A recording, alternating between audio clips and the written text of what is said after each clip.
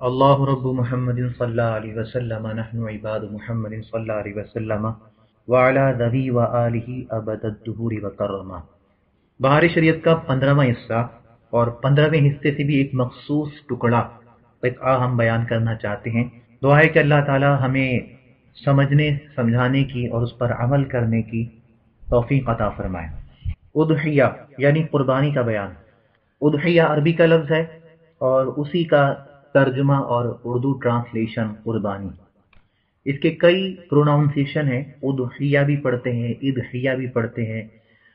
इसी तरह बाज़ किताबों में दहिया और दहिया भी लिखा होता है, बाज़ में अदहात का भी उन्वान दिया जाता है, लेकिन उर्दू ज़बान में सिर्फ कुर्बानी ही का उन्वान दिया जाता है।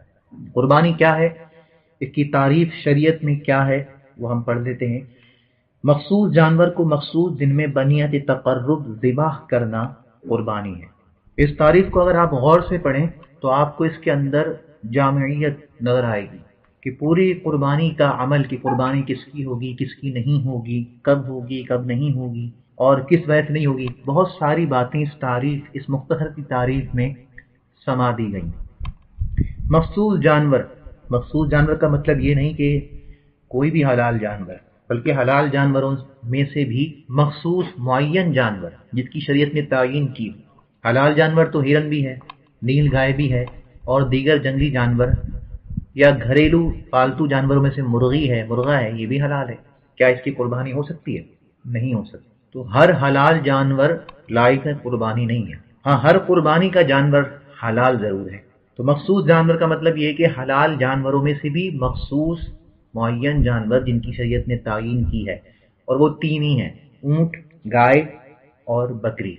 इसमें मुदक्कर मुअन्नस आ जाएंगी और इसके मातहत जो अनवा आती हैं, बकरी के मातहत भेड़ आ गई, गाय के मातहत भैंस आ गई और ऊंट के मातहत उसकी मुअन्नसा आ जाएगी, तो ये सब इसमें शामिल हो जाएंगे। मखसूस जानवर को मखसूस दिन में, वो दिन क्या है? 10 ज़िलहज्जा, 11 ज़िलहज्जा और 12 ज़िलहज्जा के गुरूब आफ्ताब से पहले पहले कुर्बानी का वक्त है। अफजल ये है कि आप 10 ज़िलहज्जा की सुबह ही कुर्बानी करें, लेकिन अगर किसी वजह से कुर्बानी नहीं होती तो आप 11 को भी और 12 की मगरिब से पहले पहले कुर्बानी का अमल कर सकते हैं। यहाँ एक इजाफा और होना चाहिए था, साहिब बारी शरीयत ने नहीं किया, लेकिन हमारे फुक़हा इकराम में से बाज़ ने, जैसे साहिब इख्तियार में, इख्तियार किताब का नाम है, उन्होंने बिसिन्न मखसूसिन का भी इजाफा किया है। सिन्न मखसूस का मतलब ये है कि मखसूस उम्र में, और ये इजाफा, ये क़ैद बिल्कुल माकूल है, क्योंकि जिन जानवरों का मैंने नाम लिया जिनकी कुर्बानी शरीयत ने मुकर्रर की है, ऊंट, गाय, बकरा वगैरह, ये भी मुतलकन नहीं बल्कि एक इनकी उम्र है। ऊंट की 5 साल, गाय की 2 साल, बकरी की 1 साल, तो ये जानवर भी मखसूस उम्र तक पहुंचे तो फिर कुर्बानी के लायक होंगे। साहिब बारी शरीयत ने इस क़ैद का इजाफा नहीं किया, लेकिन यह क़ैद बिल्कुल मुनासिब है जिसका इजाफा होना चाहिए था। मखसूस जानवर को मखसूस उम्र के हिस्से में मखसूस दिन में बनियत तक़र्रुब ज़िबाह करना। बनियत तक़र्रुब यानी इबादत की नियत से ज़िबाह करना, इसलिए कि हर इबादत के लिए, इबादत मक़सूदा के लिए नियत ज़रूरी है। हम इस बारे में काफ़ी गुफ्तगू अपने पिछले लेसन्स में कर चुके हैं, जो हमने ज़कात और रोज़े के हवाले से आपके गोश गुजार किए। बिल्कुल अगर आप रोज़े का बयान, जो पहला लेसन है वो सुने, और तीसरा लेसन जो नियत के मुताल्लिक मसाइल हमने वहाँ बयान किए हैं, तो अगर आप वो सुने आपको खातिर खा फ़ायदा होगा। वहाँ हमने नियत के हवाले से बहुत कुछ बताया है। मज़ीद यहाँ एक बात अर्ज़ कर देते हैं ताकि आपको ये मालूम हो जाए कि आखिर इबादत में नियत ज़रूरी क्यों है। नियत दिल के इरादे का नाम है, और ये इबादत में ज़रूरी इसलिए है ताकि इबादत और आदत में फ़र्क हो सके। आदमी कभी खाना छोड़ देता है इसलिए कि दिल नहीं चाह रहा, इसलिए कि डॉक्टर ने मना किया है, परहेज करना ज़रूरी है, या इसलिए कि रोज़ा रखा है। आदमी जानवर को ज़िबा करता है इसलिए कि मेहमान आ रहे हैं, उनकी दावत करनी है, इसलिए कि जानवर बीमार हो गया, यूं ही मर गया तो मुर्दार होगा, खा भी नहीं सकते कि हराम है, और इसको बीमारी की वजह से कोई खरीदेगा भी नहीं, तो क्यों ना इसको ज़िबा कर लिया जाए, इसको खा लिया जाए। और यूं ही कभी कुर्बानी के लिए भी ज़िबा किया जाता है, कभी शादी ब्याह तकरीबात के लिए ज़िबा किया जाता है। तो अमल एक ही है, जानवर ज़िबा हो रहा है, आदमी खाना पीना छोड़ रहा है, आदमी मस्जिद में स्टे कर रहा है, लेकिन आखिर क्यों कर रहा है? تو یہ نیت بتائے گی، نیت سے تعین ہوگا کہ آدمی مسجد میں اعتکاف کی نیت سے ٹھہرا ہے یا یوں ہی سفر سے تھک گیا تھا اور راستے میں سانس لینے کے لیے مسجد میں ٹھہر گیا۔ اگر اعتکاف کی نیت سے ٹھہرا ہے یا نماز کے انتظار میں ٹھہرا ہے تو عبادت میں ہے، اور یوں ہی سانس لینے کے لیے ٹھہرا ہے تو عبادت میں نہیں ہے، وہ صرف ایک عادت ہے، ضرورت ہے۔ جانور کو ذبح کیا ہے شادی بیاہ یا دیگر تقریبات کے لیے، دعوت کے لیے، تو یہ جائز ضرور ہے لیکن عبادت نہیں ہے۔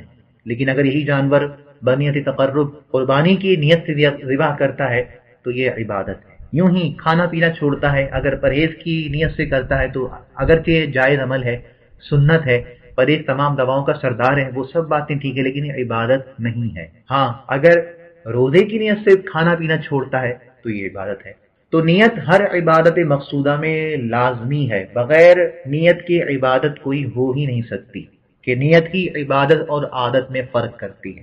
تو چونکہ قربانی بھی ایک عبادت ہے، تقرب ہے، اس لیے یہاں پر بھی نیت کمپلسری ہوگی۔ ذبح کرنا، ذبح کا مطلب ہے چند رگیں جانور کے گلے میں ہوتی ہیں، 4 رگیں، انہیں کاٹنا۔ 3 کاٹنا تو لازمی ہے، کمپلسری ہے، اس کے بغیر جانور حلال ہی نہیں ہوگا، اور چوتھی بھی کٹ جائے تو بہت اچھی بات ہے۔ تو کوئی جانور، ایک تو جانور حرام ہے وہ تو حلال ہو ہی نہیں سکتا، لیکن جو جانور حلال بھی ہے وہ بھی بنا ذبح شرعی کے، یعنی جو شریعت نے طریقہ بتایا ہے ذبح کرنے کا 3 یا 4 آگے کاٹنا، اس کے بنا وہ بھی حلال نہیں ہو سکتا۔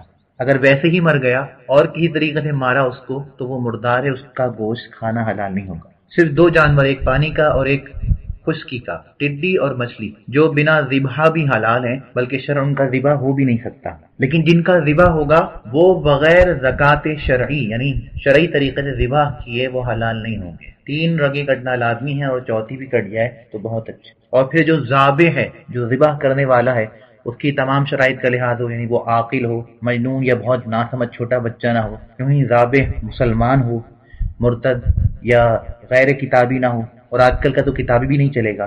یوں ہی تیسری شرط یہ ہے کہ اللہ عز و جل کے نام کے ساتھ ذبح کرے، اور چوتھی شرط یہ کہ ذابح اللہ کا نام خود اپنی زبان سے لے، دوسرے نام لیتے رہے اور یہ اس نے نہیں لیا حالانکہ اسے یاد بھی تھا، تب بھی جانور حرام ہو جائے گا۔ اور 5ویں شرط یہ ہے کہ نام الہی لینے سے ذبح پر نام لینا مقصود، کسی اور دوسرے مقصد کے لیے بسم اللہ پڑھنا مقصود نہ ہو۔ بس اوقات لوگوں کی عادت ہوتی ہے کہ وہ ہر کام کا آغاز بسم اللہ سے کرتے ہیں، اچھی عادت ہے، لیکن جس وقت قربانی اور ذبح کا عمل کیا جا رہا ہو تو وہاں نیت یہی ہو کہ ذبح کے لیے بسم اللہ یا اللہ کا نام لیا جا رہا ہے، غیر خدا کا نام نہ لے۔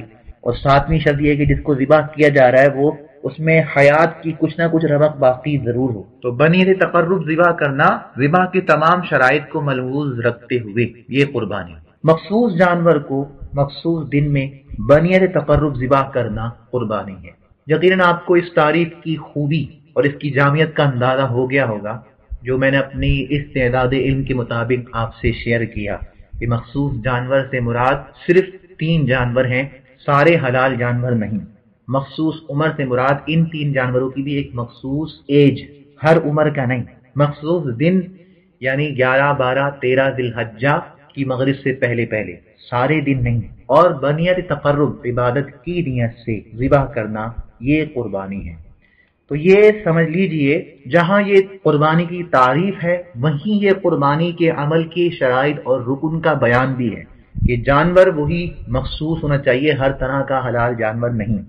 دن ایک معین مخصوص جو شریعت نے بتایا وہی ہونا چاہیے، سارے دن نہیں، اگرچہ وہ بھی اللہ کے بنائے ہوئے۔ مخصوص عمر کا جانور ہو، ہر عمر کا نہیں۔ اور پھر بنیت تقرب ذبح کا عمل کیا جائے تو یہ قربانی ہے۔ یہاں ایک بات میں ضمنی فائدے کے طور پر بتا دوں، تاریخ میں ہم نے کہا مخصوص دن میں، حالانکہ دن، اوقات، ماہ و سال سب اللہ کے بنائے ہوئے ہیں۔ پھر کیا وجہ ہے کہ قربانی کے لیے صرف 3 ہی دن معین کیے گئے؟ کیا وجہ ہے کہ رمضان کے روزوں کے لیے صرف رمضان ہی کو معین کیا گیا ہے؟ یہ میں ان لوگوں پہ تعریف کر رہا ہوں کہ جو اعتراض کرتے ہیں کہ بھئی اگر حضور سید عالم نور مجسم صلی اللہ تعالی وسلم سے اتنی ہی محبت ہے کہ حضور کی یاد میں میلاد نبی کی جلسے کا انعقاد کیا جاتا ہے، اتنی محبت ہے تو پھر سال سال کرنا چاہیے، ہر دن ہر روز کرنا چاہیے، یہ صرف ایک ہی دن کیوں؟ جشن میلاد ایک ہی دن کیوں؟ لوگوں کی حماقت پر انتہائی افسوس ہے کہ شریعت کے بے شمار احکام کہ ان میں وقت کی، دن کی بالخصوص تعین کی گئی ہے کہ اگر اس وقت سے یا اس سال سے یا اس ماہ سے 1 انچ بھی 1 منٹ بھی ادھر ادھر ہوا معاملہ تو عبادت ادا نہیں ہوگی۔ रमजान के रोजे रमजान ही में होंगे, उससे आगे पीछे नहीं हो सकती। कुर्बानी इन्हीं 3 दिनों में हो सकती है, इससे आगे पीछे नहीं हो सकती। हालांकि सारे महीने, सारे साल, सारे औकात अल्लाह के बनाए हुए, लेकिन दिन की तायीन, दिन को मखसूस करना, ये भी मिजाज शरीयत ही से साबित है। तो अगर कोई शख्स जश्न मिलाद के लिए दिन का तयन करता है तो वो ऐन शरीयत के मुताबिक और मिजाज के मुताबिक अमल कर रहा है। उस पर एतराज करने वाला या तो शरीयत के मसाइल से नाबलद है या इनाद रिसालत की वजह से ऐसा कर रहा है। यहाँ बहुत से डेढ़ होशियार वो भोली भाली आवाम को फिसलाना चाहते हैं और फिर ये कहते हैं कि ठीक है, जश्न मिलाद मनाना बहुत अच्छा काम है, बहुत नेकी का काम है, लेकिन मुझे ये बताओ नमाज कितना अच्छा काम है, उसमें एक रुकू है, एक सजदा, 2 सजदे हैं, कितने अच्छे काम है। अगर कोई शख्स कि ये अच्छा काम है 2 सजदों के बजाय 3 सजदे कर ले, 1 रुकू के बजाय 2 रुकू कर ले, तो क्या उसकी नमाज हो जाएगी? नहीं होगी। क्यों नहीं होगी? क्योंकि अल्लाह के रसूल सल्लल्लाहु अलैहि वसल्लम ने नहीं किया। हुजूर ने 2 सजदे बताए, 1 रुकू बताया है नमाज में, इसलिए सिर्फ ऐसा ही हो सकता है। अगर इसके खिलाफ अमल किया जाए, हर चंद अच्छा समझ के भी किया जाए, तो वो काम सही नहीं होगा। लिहाजा क्योंकि जश्न मिलाद अगरचे अच्छी सोच है आपकी, अच्छा काम है, लेकिन क्योंकि हुजूर ने नहीं किया इसलिए ये अच्छा काम नहीं हो सकता। अब भोली भारी आवाम वो बेचारी नहीं समझ पाती और कुछ तो बहक जाती है, कुछ लाजवाब हो जाते हैं। तो यहाँ एक मैं ज़िम्नन एक और कायदा और फायदा समझा दूं। इबादत 2 तरह की है, इबादत मुतलक, इबादत मुक़य्यद। इबादत मुतलक की जिसमें वक्त की, माह साल की, कैफियत की, हालत की कोई कैद नहीं, जगह की कोई कैद नहीं है। और इबादत मुक़य्यद की जिसमें बहुत सारी क़ुयूदात हैं, शराइत हैं। तो जो इबादत मुतलक है, वक्त से, हालत से, जगह से और दीगर क़ुयूदात से बेक़ैद है, बिल्कुल मुतलक है, सिर्फ काम शरीयत को मतलूब है, किस तरह, कहां कहां, कितनी दफा करना है, ये शरीयत को मतलूब नहीं। तो ऐसा काम जितना चाहे, जब चाहे, जितनी तौफीक हो करे, जायज है और बाइस सवाब है। जैसे दुआ, कुरान मजीद की बेशुमार आयात, फिर अहादीस मुतवातिर दुआ की तरगीब पर तो मुश्तमिल है, दुआ की तकसीर पर मुश्तमिल है, लेकिन कहीं भी ये नहीं फरमाया कि दुआ इस वक्त करनी है, उस वक्त नहीं करनी, ऐसे करनी है, वैसे नहीं करनी है, उसके लिए करनी है, इसके लिए नहीं करनी है, यहाँ करनी है, वहां नहीं करनी है। कुरान मजीद की तिलावत, उसका भी यही अहादीस के अंदर अहकाम मुतलक हैं। यूं ही दुरूद शरीफ की कसरत, इस हवाले से भी अहादीस अगर आप पढ़ें तो सरकार दो आलम सल्लल्लाहु अलैहि वसल्लम ने एक सहाबी रसूल को कहा कि तुम अगर सारा वक्त दुरूद शरीफ में गुजारो, उसकी कसरत में गुजारो, तो अल्लाह ताला तुम्हारे सारे कामों के लिए किफायत फरमाएगा। तो ये वो इबादत हैं कि जो हर तरह की कैद से मुतलक है। लेकिन कुछ इबादत ऐसी हैं कि जो शराइत और ज़वाबित के साथ मुक़य्यद की गई हैं। नमाज फजर के वक्त में हो सकती है, बहालत तहारत ही हो सकती है, नियत ही के साथ हो सकती है, और दीगर शराइतें, सत्र औरत हो, इस्तिक़बाल क़िबला हो। इसी तरह रमज़ान की रोज़े रमज़ान ही में होंगे, कुर्बानी के दिनों में ही होगी, हज के अय्याम में ही हो सकते हैं, और फिर अहराम की हालत में होंगे। बहुत सारी शराइत हैं। तो जिन इबादत को मुतलक रखा गया है, दुआ, दुरूद, तिलावत कुरान, सदका, खैरात, उन्हें हम और आप कौन होते हैं कि किसी किस्म की कैद लगाएं कि इस वक्त करनी, उस वक्त नहीं करनी है। अल्लाह के रसूल ने नहीं की, इसलिए हम भी नहीं करेंगे। अल्लाह के रसूल सल्लल्लाहु अलैहि वसल्लम ने और अल्लाह की कलाम मजीद ने उसे मुतलक रखा है, किसी तरह की कैद उसमें नहीं लगाई। लेकिन जिस अमल को, इबादत को मुक़य्यद रखा है, उसमें हम भी कहते हैं, जैसे कि नमाज, हम भी कहते हैं कि क्योंकि ये मुक़य्यद है शरीयत की तरफ से कि एक नमाज के अंदर 2 ही सजदे होंगे, एक ही रुकू होगा और इस हालत में होगी, ऐसे ऐसे इसकी शराइत हैं, उन्हें फॉलो करना होगा। तो कहाँ जश्न मीलाद और इस तरह की महाफिल कि जिसे हम मुस्तहब कहते हैं, मुतलक इबादत की जुमरे में शामिल करते हैं, उसके लिए कोई क़ुयूदात नहीं, शराइत ज़वाबित नहीं कि तहारत से हो, ये अदब से ज़रूर है लेकिन कोई फ़र्ज़ वाजिब तो नहीं। वहाँ ये एतराज़ करना कि नमाज में अगर कोई 2 सजदों से ज़्यादा कर ले तो उसकी नमाज नहीं होगी क्योंकि अल्लाह के रसूल ने नहीं किया, लिहाजा अगरचे ये काम अच्छा है लेकिन क्योंकि अल्लाह के रसूल ने नहीं किया, सहाबा ने नहीं किया, इसलिए ये अच्छा नहीं होगा। इंतहाई हिमाकत आमीज़ बात है। और फिर वही मैं बात दोहराता हूँ, या तो शरीयत के मसाइल से अदम आगही है या इनाद है, बुग़्ज़ रिसालत है। खैर, दोबारा मैं एक बार साहिब बहार शरीयत की इबारत का यादा कर दूं, तारीफ सुन लीजिए। मखसूस जानवर को मखसूस दिन में बनियत तक़र्रुब ज़िबाह करना कुर्बानी है, और कभी उस जानवर को भी उज़हिया और कुर्बानी कहते हैं जो ज़िबाह किया जाता है। एक है कुर्बानी जो कि इबादत है और सुन्नत इब्राहिमी है, और एक है वो जानवर जिसे ज़िबाह किया जाता है। अब जो जानवर है जिसे ज़िबाह किया जा रहा है वो कुर्बानी नहीं है, در حقیقت وہ تو مذبوح ہے، اسے ذبح کیا گیا ہے قربانی عبادت کے لیے۔ اصل میں قربانی وہ نہیں ہے، قربانی تو ایک عبادت ہے کہ جس کا تعلق وقت سے ہے، 11 12 13 ذی الحجہ، اس وقت سے۔ لیکن عرف و عادت میں کبھی ایسا ہوتا ہے، اور ہمارے عرف میں بھی اس طرح شائع اور ضائع ہے کہ وہ جانور جسے ذبح کیا گیا ہے اسے قربانی کہہ دیا جاتا ہے، کہیں کہتے قربانی کا جانور، کہیں اسی کو ہی قربانی کہہ دیا جاتا ہے، یعنی جو وقت کا نام تھا وہ شے کو دے دیا، تسمیۃ الشیء باسم وقت ہی۔ جیسے ہم نمازوں میں بھی کرتے ہیں کہ میں نے ابھی فجر پڑھی، میں نے ابھی ظہر پڑھنی ہے، میں عصر پڑھوں گا، تو جو میں پڑھوں گا یا جو میں نے پڑھی وہ تو نماز ہے، فجر ظہر عصر یہ تو ان نمازوں کا وقت ہے، تو کام نماز تھا، اور جس وقت میں وہ کام ہوا اس وقت کا نام تھا فجر ظہر عصر۔ لیکن کیا ہوتا ہے ہمارے عرف میں کہ جو وقت کا نام تھا وہ نام عمل کو دے دیا جاتا ہے، نماز کے عمل کو وقت فجر کا نام دے دیں گے، فجر پڑھی، ظہر پڑھی، عصر پڑھی۔ تو یہاں پر بھی ایسے ہے کہ وقت کا نام ہے قربانی اضحیہ، لیکن اس وقت میں جسے مذبوح ذبح کیا گیا اس پر بھی کبھی اطلاق کر دیتے کہ یہ قربانی ہے۔ مزید فرماتے ہیں صاحب بار شریعت، قربانی حضرت ابراہیم علیہ السلام کی سنت ہے جو اس امت کے لیے باقی رکھی گئی، اور نبی کریم صلی اللہ تعالی علیہ وسلم کو قربانی کرنے کا حکم دیا گیا۔ ارشاد فرمایا فصلی لربک وانحر، اپنے رب کے لیے نماز پڑھو، قربانی کرو۔ اس کے متعلق پہلے چند احادیث ذکر کی جاتی ہیں اور پھر فقہی مسائل بیان ہوں گے۔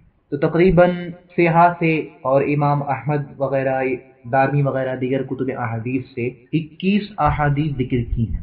یہاں ترجمہ لکھا ہے عوام کی آسانی کے لیے، اگر کوئی اس کی اصل عربی چاہتا ہے تو اس پر بھی کام کیا ہے مولانا نے، نام مجھے ان کا اس وقت ذہن میں نہیں، امجد الاحادیث کے نام سے انہوں نے ایک کتاب ترتیب دی ہے جس کے اندر ان احادیث کی عربی عبارت کو شامل کیا ہے کہ جو احادیث صاحب بار شریعت نے ہر باب کے آغاز میں ذکر کی ہیں، اور اس لیے ذکر کی ہیں کہ لوگوں کو معلوم رہے کہ فقہ حنفی کے جو مسائل یہاں بیان ہوئے وہ قرآن و حدیث سے جدا نہیں ہیں، بلکہ وہ احادیث جو یہاں ذکر کی گئی ہیں انہی سے مترشح مسائل ہیں کہ جو فقہی مسائل کے عنوان سے ذکر کیے گئے ہر باب میں۔ تو اگر کسی کو عربی پڑھنے کا شوق ہو اور اصل عربی الفاظ کی حدیث پر اطلاع کی خواہش ہو تو وہ اس کتاب کو دیکھ سکتے ہیں۔